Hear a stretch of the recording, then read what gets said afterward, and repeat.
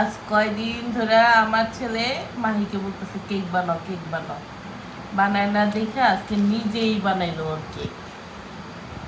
যাক, আলহামদুলিল্লাহ। কাটো বাবা। আমার ছেলে একা একা কেক বানাইছে, অনেক সুন্দর হয়েছে। মাশাল্লাহ মাশাল্লাহ, অনেক সুন্দর হয়েছে। অনেক সুন্দর পারে আমার ছেলে কেক বানাইতে। যাক, চেষ্টা তো করে।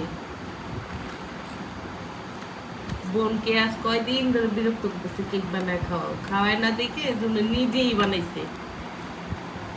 চেষ্টা করলে সবাই পারবে, সবাই সব কিছু পারে। এই যে আলহামদুলিল্লাহ, ও এত ছোট বাচ্চা হয়ে এই যে কেক বানাইছে নিজের হাতে।